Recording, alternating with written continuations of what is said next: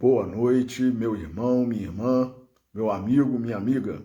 Você que nos acompanha na página Pregações Espíritas no Facebook e você que está inscrito no canal Pregações Espíritas no YouTube.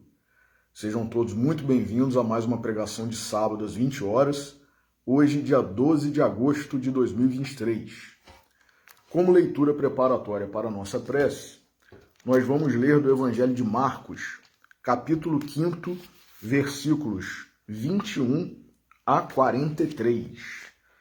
É o episódio da ressurreição da filha de Jairo e a cura da mulher com fluxo de sangue, também conhecido o episódio como a cura da mulher hemorroíça. Depois de Jesus atravessar novamente para o outro lado, no barco, reuniu-se uma turba numerosa sobre ele. Ele estava junto ao mar. E chega um dos chefes da sinagoga, de nome Jairo. Assim que o viu, prosternou-se junto aos pés dele e roga-lhe muito, dizendo: Minha filhinha está nas últimas. Vem para que imponhas as mãos nela, para que seja salva e viva. Saindo com ele, uma turba numerosa o seguia e o comprimiam. E uma mulher que estava com fluxo de sangue há 12 anos, que muito havia padecido sob os cuidados de muitos médicos, gastando tudo quanto tinha, nada lhe aproveitando, mas tornando-se ainda pior, depois de ouvir a respeito de Jesus, enquanto vinha na multidão por trás, tocou na sua veste, pois dizia: se tocar apenas na sua veste, serei salva. E imediatamente secou-se a fonte do seu sangue, e soube em seu corpo que estava curada do flagelo. Jesus, imediatamente reconhecendo que havia saído poder de si mesmo, e voltando-se em meio à turba, dizia: Quem tocou nas minhas vestes? Diziam-lhe os seus discípulos: Vês que a turba está te comprimindo e dizes: Quem me tocou? Ele olhava ao redor para ver a que fizera isso. A mulher, atemorizada e trêmula, sabendo o que lhe havia acontecido, veio, prosternou-se diante dele e disse-lhe toda a verdade. Ele, porém, lhe disse: Filha, a tua fé te salvou. Vai em paz e permanece curada do teu flagelo. Enquanto ele ainda falava, vieram alguns da parte do chefe da sinagoga, dizendo: Tua filha morreu. Por que ainda o incomoda? Porque Jairo ainda estava ali com Jesus naquele momento, né? Por que ainda incomoda, né, o mestre? Jesus, ouvindo de relance a palavra que falavam, diz ao chefe da sinagoga: Não temas, apenas crê. E não permitiu a ninguém seguir junto com ele, senão Pedro, Tiago e João, irmão de Tiago. Chegando à casa do chefe da sinagoga, contempla o tumulto e muitas pessoas chorando e gritando. Após entrar, diz-lhes: Por que estáis alvoroçados e chorais? A criancinha não morreu, mas dorme. E zombavam dele. Ele, porém, fazendo todos saírem, tomou consigo o pai e a mãe da criancinha e os que com ele estavam, e ingressa onde estava a criancinha. E agarrando a mão da criancinha, diz: Talita cum, que traduzido é: Mocinha, eu te digo, levanta-te. E imediatamente a mocinha se levantou e andava, pois estava com 12 anos. E extasiaram-se com grande êxtase, e ordenou-lhe veementemente que ninguém soubesse disso, e disse para dar-lhe algo de comer. Vamos fazer a nossa prece. Jesus, nosso Mestre, Deus, nosso Pai, amigos e benfeitores espirituais, espíritos familiares e simpáticos, nossos anjos guardiães.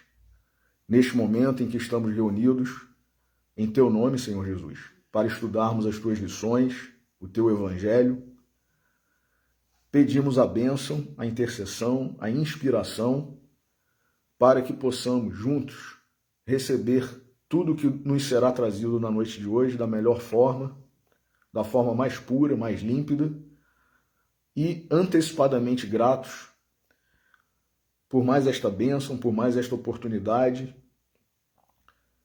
Pedimos permissão para iniciar a pregação de hoje. Que assim seja. Meus irmãos, hoje, dia 12 de agosto de 2023, sábado, é véspera do Dia dos Pais, nesse ano de 2023. E nós não poderíamos passar em branco sem refletirmos um pouco sobre a figura do pai nas nossas vidas.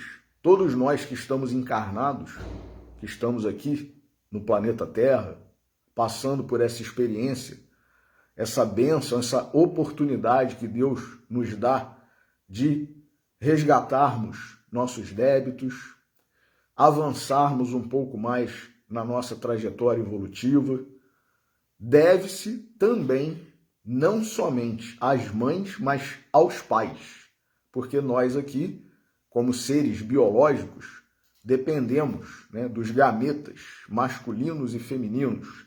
Então, não por acaso, né, não sem razão, e não apenas com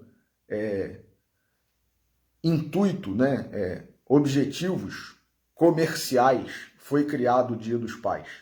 Mas eles são fundamentais nas nossas vidas, né? Mesmo quando a gente não tem, eventualmente, um pai biológico, né, ou não tem, mesmo que o pai, né, tenha existido e desencarnou, faleceu, né, abandonou, enfim, ou está passando por uma situação, né, de privação de saúde, por exemplo, ou privação de liberdade, né, tem alguém sempre que exerce a figura de pai, né? Seja um avô, seja um tio, seja um amigo ou um padrasto, por exemplo, né? Um professor, enfim, um irmão mais velho, alguém exerce a função de pai. E não por acaso também Jesus, que é o nosso modelo e guia, nosso mestre, nosso Senhor, nosso Salvador, veio à Terra, né? Habitou um corpo de carne entre nós, vindo numa família. Pai, José, mãe, Maria, né? E ele. Então, não por acaso, o catolicismo consagrou o nome, né? um título para a família de Jesus de Sagrada Família, porque é o modelo que nós temos, trazido pelo próprio Mestre Jesus, né? De uma família e qual a importância da família para todos nós. Nós sabemos que José não foi um pai biológico, porque Maria Santíssima, né,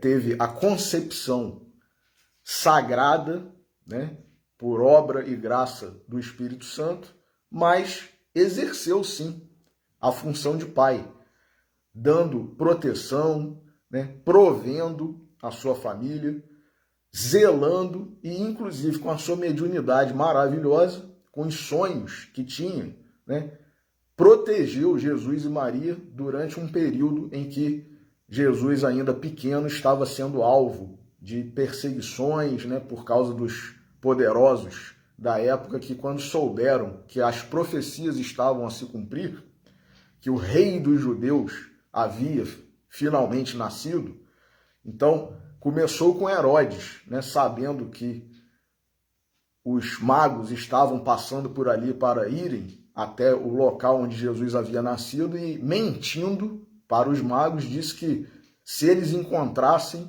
que eles voltassem e o avisassem, para que ele pudesse ir também adorar o rei dos judeus, o salvador dos judeus. Tudo mentira.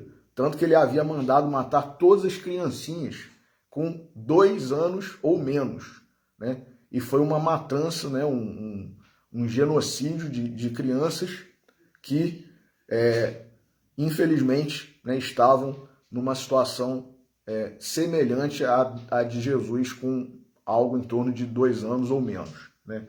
Mas tudo isso por ambição de poder, por orgulho, né, que é ainda muito presente nas nossas vidas. Mas é exatamente por isso que nós, seres ainda atrasados, né, inferiores, em evolução, temos necessidade de ter pai e mãe para nos educarem, para exemplificarem o que a gente tem que apreender de bom, apreender e aprender de bom nas nossas vidas, para que a gente, nas nossas encarnações, não continuemos com os vícios do passado.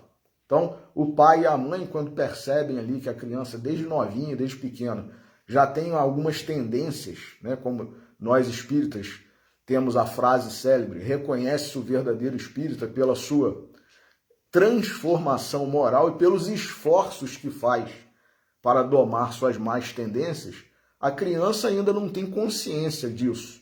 Então ela não faz esforços muitas vezes para domar as más tendências. Mas o pai e a mãe fazem esse papel, né, de domar as más tendências dos seus filhos, para que não cresçam, não virem cidadãos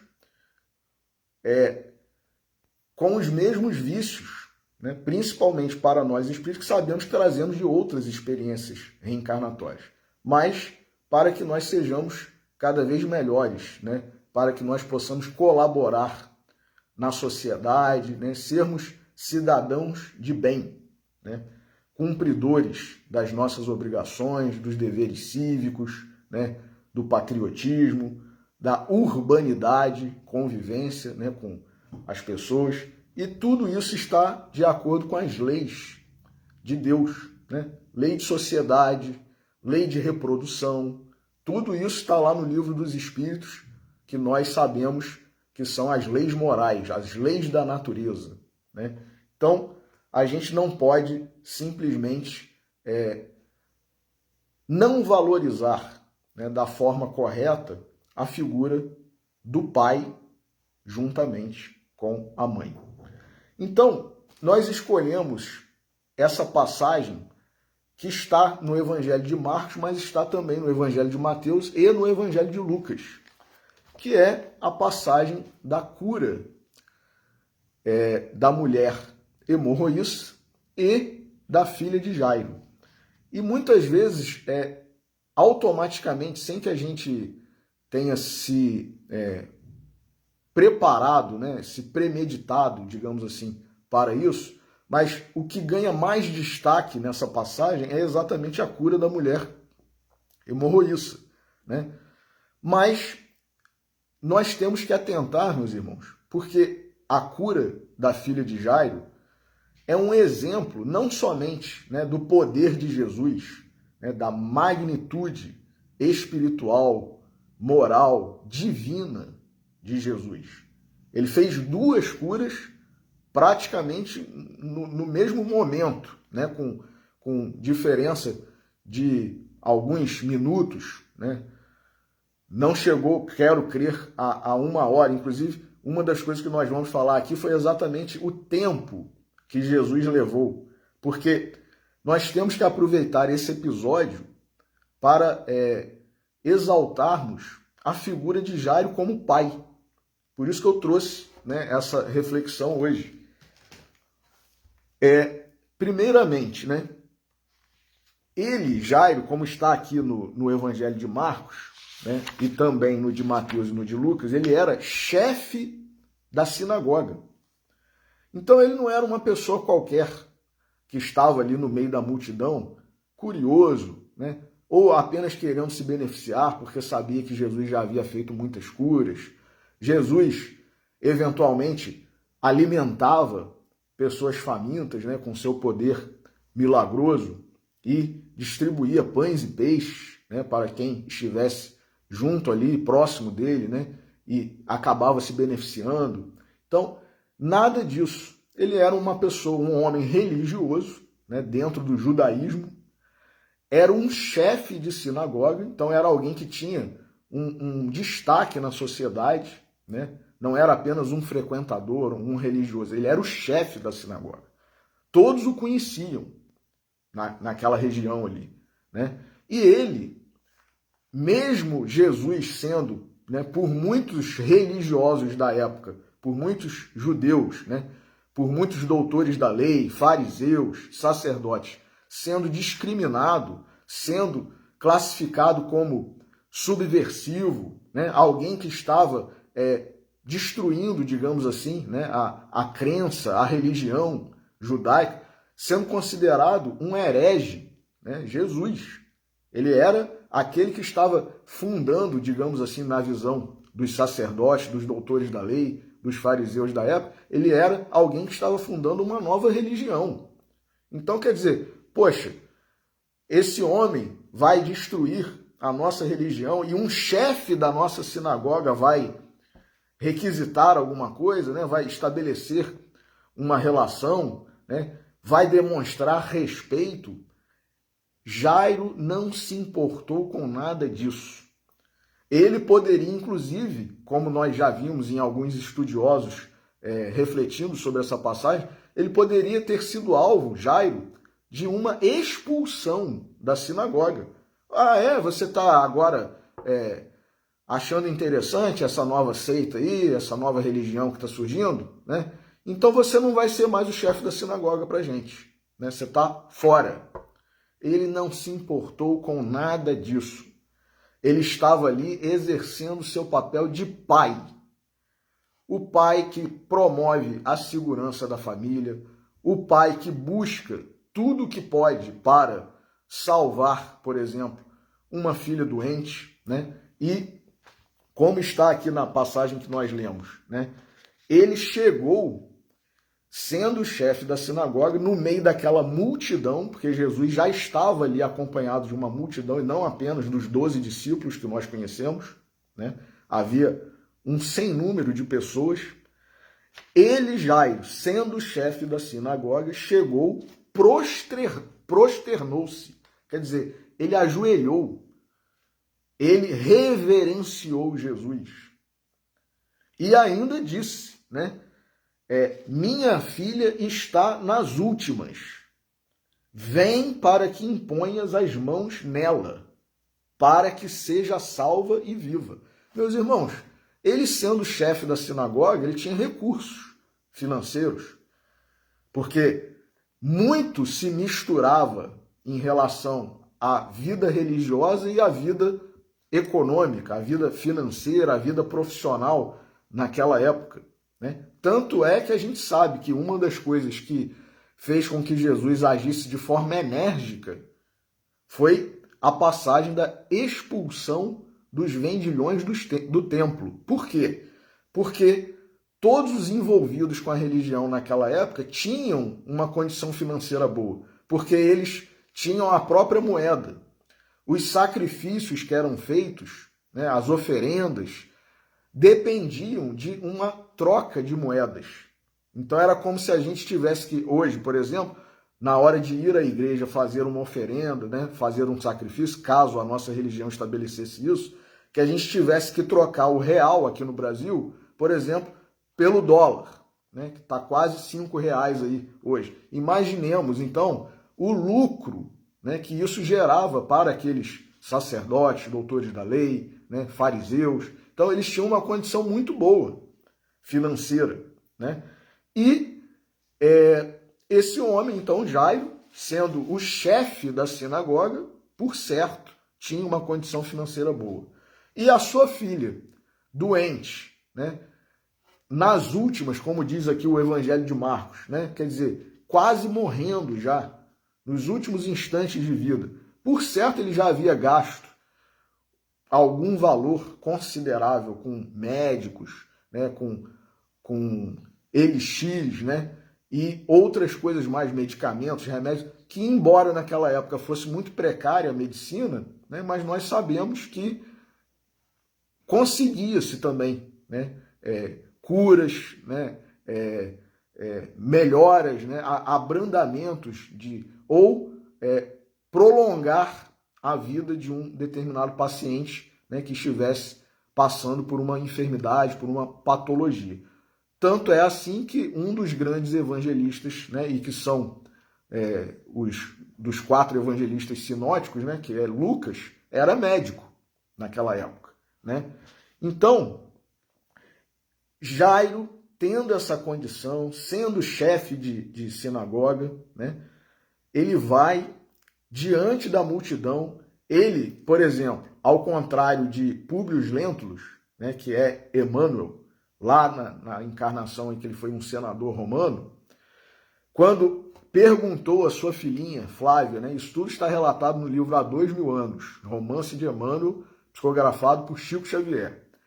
Quando sua filhinha estava já também nas últimas, muito semelhante o episódio, porém, a filha de Jairo não diz aqui nos evangelhos se ela estava com lepra ou se ela estava com qualquer outra doença, mas ela estava nas últimas. E a filha do senador Públio Lentulus, que é Emmanuel, né, e dizem, né, que é a menina, a filha do Públio Lentulus, é Chico Xavier, Flávia, naquela encarnação, ela estava nas últimas também por causa da lepra. E ele, Públio Lentulus, um senador romano, quer dizer, guardadas as devidas proporções, a alguém também de muita importância, de muita influência, de uma condição social, financeira muito boa, né? Assim como Jairo. Ele pergunta à menina, Flávia, o que ela queria, porque ele já sabia que ela estava prestes a morrer. E ele fala, ó, minha filha, se você quiser qualquer coisa, um brinquedo que esteja lá em Roma, porque eles não estavam em Roma, né? O senador Públio Lentulus, eles não estavam, e a família não estava em Roma. Então ele pergunta à menina, você qualquer coisa que você quiser, papai vai providenciar para você. Um brinquedo que esteja lá na nossa casa, né? Ou alguma outra coisa que você queira e tal. E ela responde, eu quero Jesus. E ele, cumprindo com o papel de pai, então assim, embora o próprio Emmanuel, né, ele apresente esse episódio da vida dele, da encarnação dele, como senador Públio Lentulus, como algo vergonhoso, né, digamos assim, e do qual ele se arrepende, né, porque ele, como está no livro lá, né, há 2000 anos, ele teve que atender ao pedido da filha, porque ele prometeu, né, um pai zeloso, verdadeiro, honesto, né, provedor, não tem como mentir para sua própria filha ou para o seu próprio filho, embora muitos de nós, né, ainda hoje, quando alguma criança, né, filho, né, ou sobrinho, enfim, né, pede alguma coisa, e em vez da gente procurar atender, a gente dá uma desculpa mentirosa dizendo que tentou e não conseguiu. Não é verdade? Muitos de nós, né? Ah, papai tentou, mas não conseguiu, né? Papai não pôde. Enfim, a gente dá N desculpas mentindo para o próprio filho, a própria filha, o próprio sobrinho, a própria sobrinha, o próprio neto, a própria neta, enfim, né? Aquela criança que está pedindo algo de nós e nós muitas vezes prometemos e depois damos uma desculpa, né, esfarrapada para não cumprirmos com as nossas promessas, as nossas obrigações. Públio Lentulus, apesar de Emmanuel, né, mostrar o episódio da vida dele como algo embaraçoso, digamos assim, vergonhoso, né, do qual ele se arrepende, ele cumpriu com a promessa dele diante da filha. Então, quer dizer, na função de pai, ele foi exemplar. Nós temos que destacar isso também, né? E ele, como a filha pediu que ele fosse a Jesus, ele foi. Só que ele foi à noite, disfarçado com umas roupas mais simples, para ele não ser logo identificado como um senador romano, né? Ele foi num lugar mais afastado, mais deserto, em que ele achou que ele poderia ver Jesus por ali, né? Numa praia, numa região ali de praia, né, de beira-mar, né? E lógico, Jesus, como é onisciente, né, ele sabia que Públio Lentulus o procuraria e Jesus estava lá, naquele local que Públio Lentulus quis encontrá-lo. Mas ao contrário de Jairo, por exemplo, embora Públio Lentulus tenha sido um pai exemplar porque foi atender o pedido da sua filhinha, né, Jairo procurou Jesus em plena luz do dia, meus irmãos, na frente de todo mundo. Jesus estava cercado por uma multidão. E ele, mesmo sendo chefe da sinagoga, ele não hesitou. Foi, prosternou-se diante de Jesus e disse ainda, né? Minha filhinha está nas últimas. Vem para que imponhas as mãos nela, para que ela seja salva e viva. E aí ele acompanha Jesus. Só que, meus irmãos, imaginemos nós na condição de pais, com uma filhinha, como diz aqui o Evangelho de Marcos, nas últimas, prestes a morrer, prestes a desencarnar. E a gente vai a Jesus, né, pede, e Jesus se dispõe a ir, mas no caminho acontece um fato e Jesus para. Jesus para. Ele estava se deslocando, né, daquele local onde Jairo o encontrou até a casa de Jairo, a residência, onde a menina estava. Mas no meio do caminho aconteceu uma coisa, que foi essa mulher hemorroíça. Estava há 12 anos com uma hemorragia, um fluxo de sangue, né, uma hemorragia. Já tinha gasto, meus irmãos, como diz aqui, tudo que ela possuía, com médicos, com remédios, e nada havia resolvido, né? Gastando tudo quanto tinha, nada lhe aproveitando, mas tornando-se ainda pior. Quer dizer, os anos iam passando e a enfermidade estava a se agravar e não a amenizar, né? Atenuar. E ela pensou assim: se eu tocar na veste dele, Jesus, eu sei que eu serei curada. E ela faz isso. E ela, meus irmãos, é um exemplo de fé, porque a mulher, naquela época de Jesus, naquele local, naquela região, né, como até hoje alguns países lá, era altamente desprezada, desvalorizada, né? A mulher, quando estava no período da menstruação, era considerada impura, quer dizer, uma ignorância, algo que faz parte da natureza, né, do ser humano, da mulher, era considerado como impuro. Ela não podia sequer, meus irmãos, a mulher, no período da menstruação, encostar nos seus filhos, no seu marido. Ela tinha que ficar afastada, porque acreditavam que ela poderia transmitir alguma força maligna, alguma energia ruim, né? Porque ela estava no período da menstruação, estava impura, estava contaminada, né? Então, ela passava por um estigma, né? Uma hostilidade, uma coisa de preconceito, que não podia nem cozinhar, porque se ela encostasse no alimento nesse período, ela contaminaria o alimento. Então imaginemos nós, né? Uma mulher num período, todo mês, né? Praticamente, né? A mulher menstrua, né? E passando algum período aí, né? De 3, 4, 5 dias sem poder, né? Tocar num filho, né? Dar um beijo de boa noite, né? De bom dia, né? Fazer a comida para a sua família. Então, quer dizer, olha que situação, né, horrorosa, né? E ela, muito menos, poderia sair nesse período para a rua, né? Ela tinha que ficar recolhida em casa, mal falando com o seu marido e com seus filhos. Sair para a rua, aí que ia ser uma aberração, uma atrocidade, né? Uma mulher impura, contaminada, sair à rua, né? Contaminando todo mundo, né? Então, essa mulher venceu tudo isso e por causa da sua fé, ela sabia que mesmo violando as leis lá mosaicas, né? Violando todas essas proibições, se ela encostasse nas vestes de Jesus. Olha o cuidado dessa mulher, meus irmãos. Com 12 anos de doença, ela não pensou em encostar em Jesus, ela pensou em encostar nas vestes de Jesus. Quer dizer, ela se preocupou em não encostar diretamente em Jesus. Se ela encostasse nas vestes de Jesus, o poder de Jesus seria tal, e era tal para ela, ela reconhecia dessa forma, que ela seria curada. E foi. E a fé dela foi tão grande que quando ela foi curada, Jesus sentiu aquela força, aquela energia saindo dele. E perguntou, quem me tocou?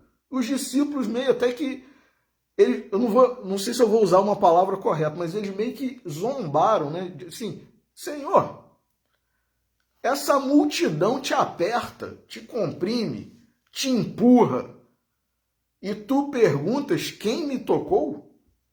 Né? Como é que pode? Todo mundo está te tocando. Todo mundo está encostando. Só que saiu aquela energia divina de Jesus, aquela energia pura, aquela bênção, aquela graça. E a mulher sabia que era ela a personagem ali principal daquele episódio. E, paralelamente a isso, meus irmãos, o homem, Jairo, chefe da sinagoga, com a sua filha morrendo, estava acompanhando tudo isso. E Jesus parou, perguntou, deve ter levado algum tempo para a mulher conseguir também. Ó, eu vou me revelar aqui na frente de todo mundo, decidi isso. Né? E isso tudo o tempo estava passando. Quando a gente tem alguém que está prestes a morrer, né, ou que está com, por exemplo, uma crise de hipotensão, né, pressão baixa, ou hipoglicemia, quanto tempo mais levar para a gente salvar a pessoa, mais risco dela morrer, desencarnar. Não é verdade? Então imaginemos Jairo com a sua filhinha morrendo e Jesus no meio do caminho pergunta quem que está ali que tocou ele, uma multidão de pessoas, e ele já esperando, né, Jesus chegar à sua casa para ver, né, a sua filha, impor as suas mãos e salvá-la. Então a gente, hoje, pensando aqui, cada um de nós, a gente provavelmente falaria assim, Senhor, vamos, né? Minha filha está morrendo, o senhor esqueceu? Não se distraia. Não é? Cada minuto, Senhor, é relevante. Faz diferença. O Senhor está valorizando menos a minha filha do que essa mulher, que já tem uma certa idade? E aí entra um monte de questionamentos nossos, né? Nas nossas mentes racionais e com pouca fé. E ainda por cima, além disso, né, veio um grupo de pessoas da casa de Jairo dizendo, ó, sua filha morreu. Então, não precisa mais ficar importunando aí Jesus, né? E alguém até perguntou, por que você ainda continua importunando? Já acabou. Sua filha morreu, não precisa mais. E Jesus, ele não falou nada, Jairo, ele não falou nada. Ele continuou na atitude dele de confiança, de fé, né, de pai. E Jesus, ouvindo, né, aquilo, embora ele não tenha falado nada, Jairo, Jesus fala para ele assim, não temas, apenas crê. Vejamos o poder da fé, meus irmãos. Hoje, né, tem uma palavra muito utilizada hoje em dia, não somente aqui no Brasil, mas no mundo. Mas aqui no Brasil muito, né? É negacionista, né? Ah, o negacionista e tal. Existem os negacionistas da fé. Quem não tem fé, não acredita em nada de espiritual, né, de religioso. Ah, Jesus é aquele lá de mais de 2000 anos atrás. Tá? Acho que Jesus hoje não tem influência nenhuma nas nossas vidas, né? Não existe mais. Né? Ah, é aquele lá que foi crucificado, sim, já ouvi falar e tal. Né? E acha que fé, né? Ou como disse um filósofo, né? A religião é o ópio do povo. Né? Então, quer dizer, essa coisa de fé, de religião, isso é uma baboseira. Né? Para que isso? O negócio é a ciência. Né? E nós espíritas sabemos, né, como está lá no capítulo 1, né, do Evangelho segundo o Espiritismo, a aliança da ciência e da religião. Então, o caminho, na medida em que a gente vai evoluindo, vai progredindo, é convergência e não divergência, né? Hoje a ciência prova muita coisa que a religião já falava há mais de 2000 anos e que só pela fé que nós poderíamos acreditar. Hoje a ciência já comprova. Então esse negócio de negacionismo, né, é uma ignorância tanto de uma parte, para quem também é fanático espiritual, né, religioso, e não acredita em nada de ciência, quanto para o que é racional, cético, e não acredita em nada do espiritual, do religioso. É o negacionista da religião, é o negacionista da fé. Então, a gente tem que ter muito cuidado, né, para não cair nem um nem outro extremo, porque ambos são lamentáveis, né?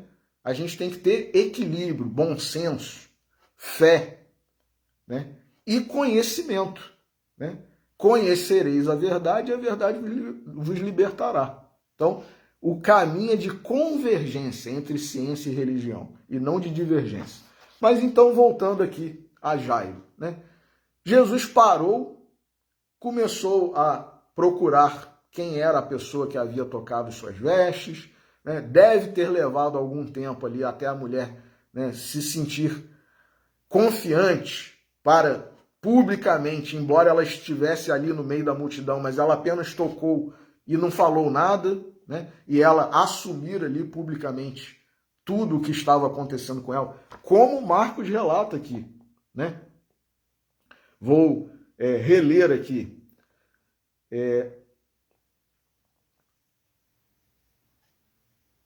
A mulher, atemorizada e trêmula, sabendo o que lhe havia acontecido, veio, prosternou-se diante dele e disse-lhe toda a verdade. Então, quer dizer, ela contou tudo ali. Isso também demandou algum tempo para ela contar a Jesus, né, toda a história da enfermidade dela. E enquanto isso, a filha de Jairo estava lá, e Jairo esperando, continuando com fé, não se desesperando. E Jesus ainda fala, quando vieram, né? Olha, vieram, né? Tua filha morreu. Enquanto ele ainda falava, vieram alguns da parte do chefe da sinagoga dizendo, tua filha morreu. Por que ainda incomodas o mestre? Jesus, ouvindo de relance a palavra que falavam, diz ao chefe da sinagoga, não temas, apenas crê. Meus irmãos, e aí ele continua o caminho com Jairo, se despede da multidão, fala, ó, daqui para frente só eu, Pedro, Tiago e João que vamos, vocês vão ficar. Quer dizer, ele não estava só com Pedro, João e Tiago, os outros discípulos também estavam com ele. Senão eles não conseguiriam fazer com que a multidão não continuasse seguindo Jesus. Então, os outros discípulos, por certo, né, organizaram ali, né, contiveram a multidão para que Jesus prosseguisse apenas com Pedro, João e Tiago e Jairo. E Jesus chega à casa de Jairo, ainda as pessoas lá meio desesperadas, chorando, gritando, né? Ele ainda pergunta, por que chorais, por que gritais? Né? E eles dizem, porque ela morreu. Aí ele fala, ela não morreu, ela dorme. Começaram a zombar dele. Não morreu. Né? Igual a gente, né? Olha o negacionismo da fé. Não morreu. Até parece, né? Até parece, ó. Cessou batimento cardíaco. Né? Acabou. Não tem mais nada. Se fosse hoje, né? Se fosse hoje, já passaram lá os 6 minutos do protocolo, né? Para o procedimento de tentar ressuscitar, né? Tentar trazer de volta massagem cardíaca, né? Respiração boca a boca, oxigênio, seja lá o que for, adrenalina, fibrilação, fibrilador, né? Enfim, desfibrilador. Ó, não, acabou, já era. E esse tempo que Jesus levou pode ter sido, por exemplo, 12 minutos. A mulher estava há 12 anos com um fluxo de sangue. Jesus pode ter levado 12 minutos a mais perguntando quem havia o tocado, né, dizendo que a mulher estava salva e tudo mais, mandando os discípulos conterem a multidão e finalmente chegando à casa de Jairo. Pode ter levado 12 minutos a mais do que levaria. E a menina tinha 12 anos de idade. Então isso também tem um simbolismo, meus irmãos. 12 discípulos. 12 anos de fluxo de sangue. 12 anos de idade. 12 minutos, talvez, que Jesus tenha, né, gasto a mais para chegar à casa de Jairo. E chegou lá, colocou as mãos, né, segurou a mãozinha da menina e disse: Talita cum, que quer dizer: menina, levanta-te. E ela imediatamente levantou. Lucas, que era médico, no seu evangelho, no capítulo 8, versículos 40 a 56, ele diz, por exemplo, no versículo especificamente,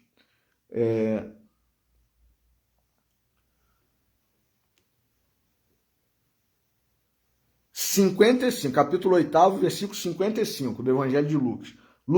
Lucas diz: o espírito dela retornou. O espírito dela retornou. Lucas era médico, meus irmãos. Ele sabia se a menina estava morta ou não. Com propriedade. Com ciência. Ele era médico, ele era o cientista que podia dizer se ela estava morta ou não naquele momento. E ele disse: o espírito dela retornou e imediatamente levantou-se. Então, quer dizer, é mais um episódio de ressurreição que Jesus promoveu. E a gente fica muitas vezes diminuindo, né, o poder de Jesus. Não, Jesus não ressuscitou ninguém, não ressuscitou Lázaro, não ressuscitou a filha de Jairo, não ressuscitou o filho da viúva de Naim. Que não ressuscitou o quê, meus irmãos? Somos nós os negacionistas da fé, nós cristãos? Somos nós os negacionistas da fé, nós cristãos? Então, Lucas, como médico, disse, né? E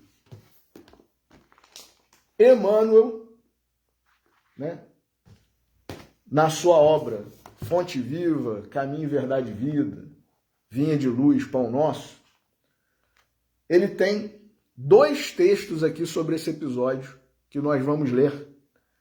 Um está no livro Pão Nosso, capítulo 113, intitulado Tua Fé, que fala sobre a questão da fé. É importante observar que o Divino Mestre, após o benefício dispensado, sempre se reporta ao prodígio da fé, patrimônio sublime daqueles que o procuram. Diversas vezes ouvimos-lo na expressiva afirmação: a tua fé te salvou. Doentes do corpo e da alma, depois do alívio ou da cura, escutam a frase generosa. É que a vontade e a confiança do homem são poderosos fatores no desenvolvimento e iluminação da vida. Inclusive hoje, a ciência está comprovando o poder da fé na melhora de um tratamento quando nós estamos numa enfermidade. A USP, aqui no Brasil, já comprovou que o paciente que tem fé, o paciente que aceita oração, o paciente que recebe passes, por exemplo, tem uma melhora muito superior ao paciente que é cético. Comprovado pela USP.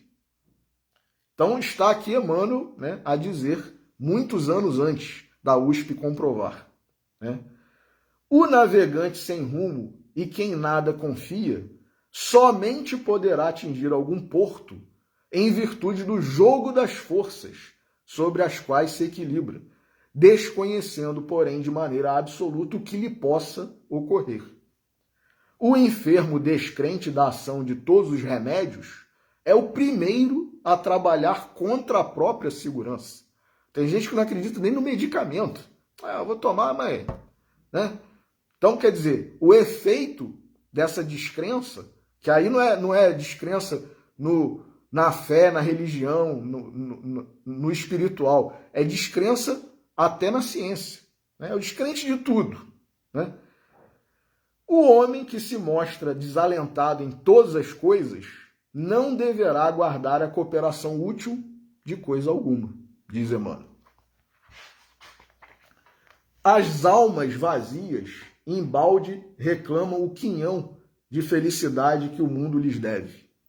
As negações em que perambulam transformam-nas perante a vida em zonas de amortecimento, quais isoladores em eletricidade. Olha o conhecimento de Emmanuel, hein? Quantos assuntos! Passa corrente vitalizante, mas permanecem insensíveis. Nos empreendimentos e necessidades de teu caminho, não te isoles nas posições negativas. Olha o negacionismo aí. Jesus pode tudo. Teus amigos verdadeiros farão o possível por ti. Contudo, nem o mestre nem os companheiros realizarão em sentido integral a felicidade que ambicionas, sem o concurso de tua fé, porque também tu és filho do mesmo Deus, com as mesmas possibilidades de elevação. Então, a fé é fundamental. E um outro capítulo aqui no livro Caminho, Verdade e Vida, também de Emmanuel, também psicografado por Chico Xavier, 153, intitulado Passes, para nós espíritas, né? E aí Emmanuel vai dar uma aula sobre passe, né? Uma parte científica da doutrina, inclusive. Nós sabemos que o espiritismo começou pela ciência.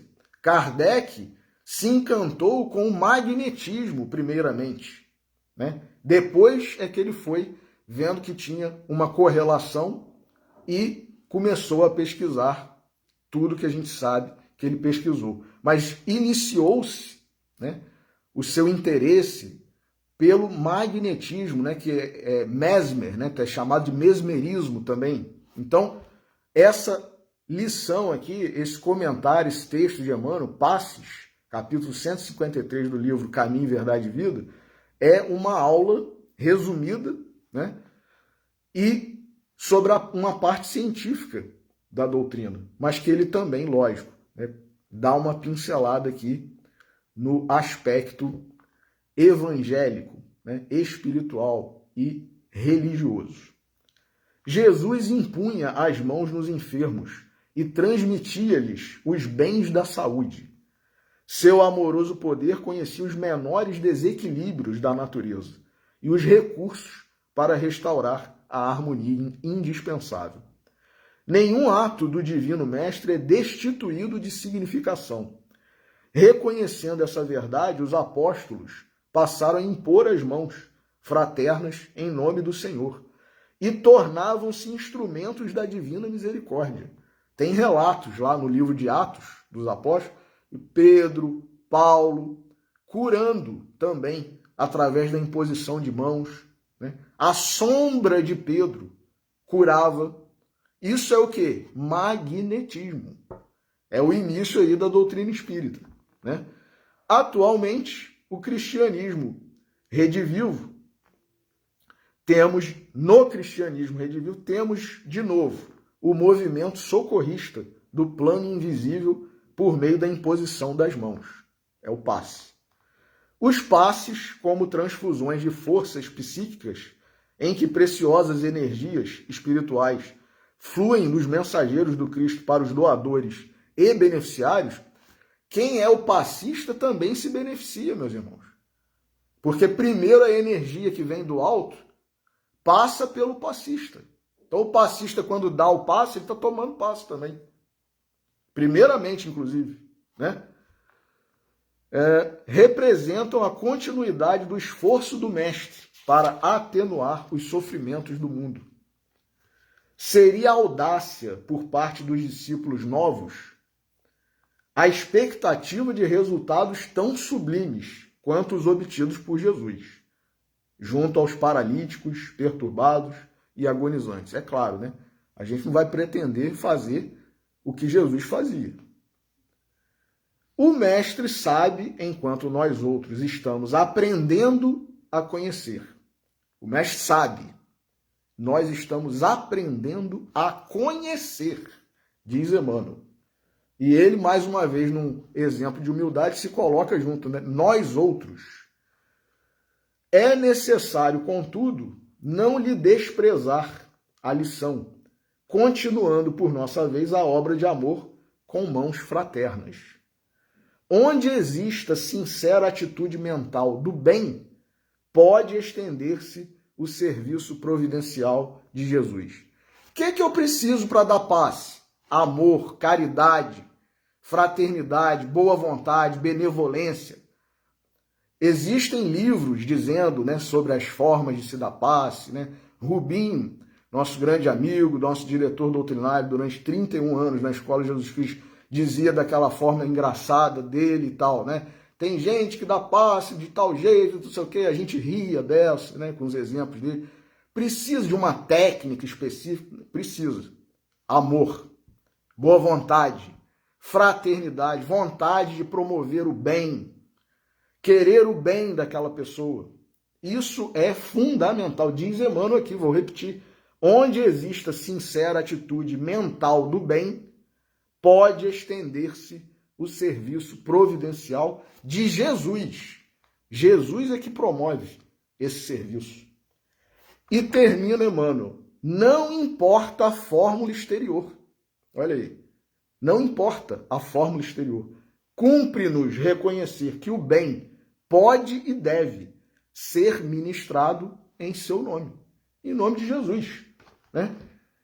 E, para terminar, meus irmãos, então, fé, né? E amor, boa vontade, benevolência, fraternidade, solidariedade.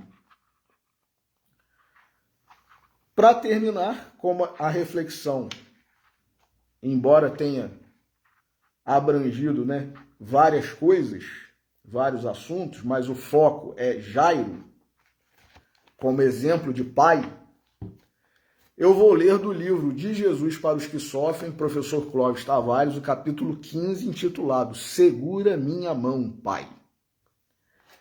Quem será este menino? E a mão do Senhor estava com ele. Isso é o versículo 66 do capítulo 1 do Evangelho de Lucas.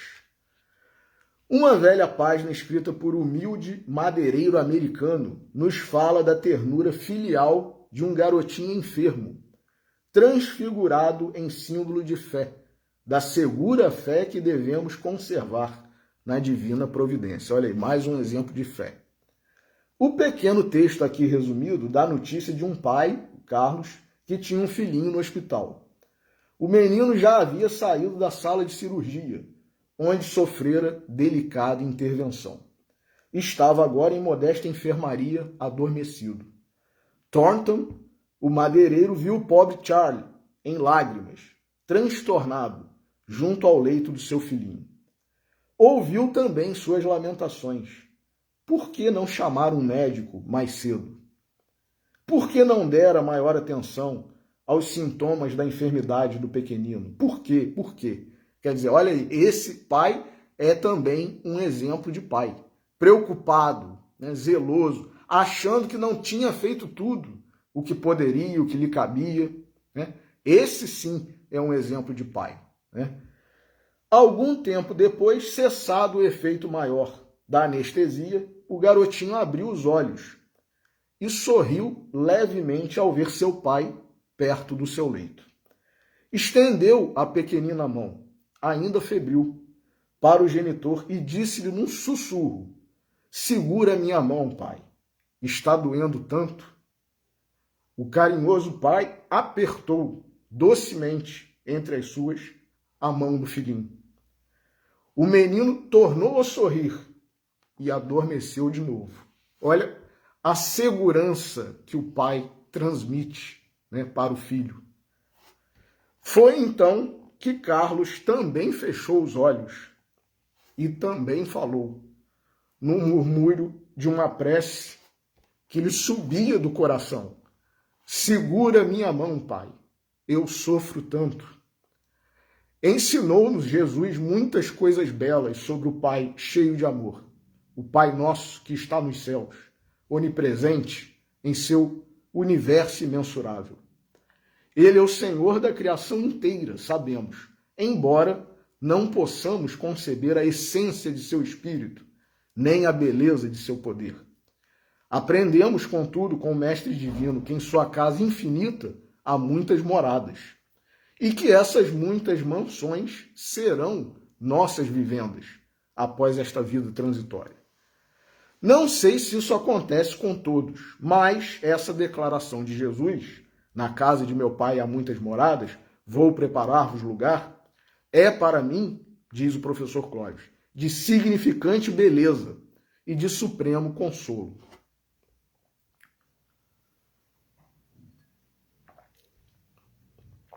Esse conforto que nasce da sensação viva, bem viva, de que o Pai compassivo da parábola é a imagem de nosso Deus, o Pai de todos os filhos pródigos da terra dos homens.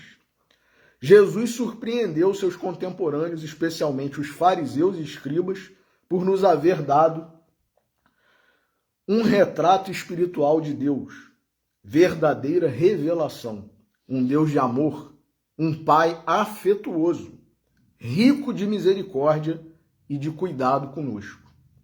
Em seu relacionamento com Deus, o incomparável Mestre usava o tratamento mais carinhoso que se possa imaginar, feito de terna intimidade e confiança. Pai. Na língua que Jesus usava, o aramaico, essa palavra se traduz por Abba, que é realmente nem mais nem menos o tratamento empregado pelo garotinho enfermo. Significa querido pai, papai. Era o mesmo que as crianças judias usavam em suas ternas orações infantis. Jesus se dirigia a Deus assim, meus irmãos. E também o mesmo que Jesus empregava em suas ações de graças ou em suas súplicas.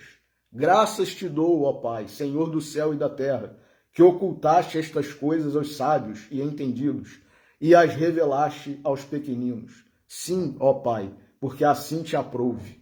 Isso está em Mateus, capítulo 11, versículo 26. E disse, Abba, Pai, todas as coisas te são possíveis. Afasta de mim este cálice. Não seja, porém, o que eu quero, mas o que tu queres. Isso está em Marcos, capítulo 14, versículo 36. Preciosas lições, diz o professor Clóvis Tavares. O carinho do trato não exclui o respeito. O amor ao Pai querido não faz esquecer a altíssima reverência ao Senhor do céu e da terra. O Abba não elimina o Adonai. Do mesmo modo, a súplica por auxílio não arreda o espírito de submissão aos supremos desígnios. O segura minha mão está em harmonia com o seja feito o que tu queres. É confortador experimentar que a oração cristã é tecida de ternura, de confiança, de doce intimidade, de respeitosa adoração, de submissiva humildade. É para você que sofre, meu irmão, esta relembrança de um fato real.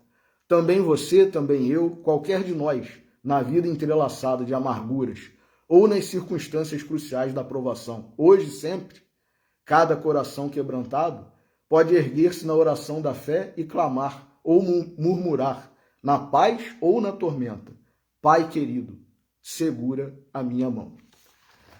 Que esses exemplos de paz, de paternidade, possam calar fundo aos nossos corações, nós outros homens, e todos, que estamos aqui, graças aos nossos pais e às nossas mães, nessa vida atual, e que Jesus, como a presença na terra do nosso Pai Celestial e o próprio Deus, nosso Pai, possam nos abençoar, promover um domingo amanhã de bênçãos, de amor, para quem já está com seus pais desencarnados, de lembranças, e para quem está com seus pais encarnados, de festas, abraços, comemorações e um feliz Dia dos Pais a todos. Que Deus nos abençoe, que nós tenhamos um final de sábado, um domingo, uma semana de fé, né? De caridade, de amor, de benevolência, para que possamos cumprir as nossas funções, nós homens principalmente, na condição de pais, sejamos biológicos ou não, né? E que Deus nos abençoe a todos. Uma boa noite, muito obrigado mais uma vez.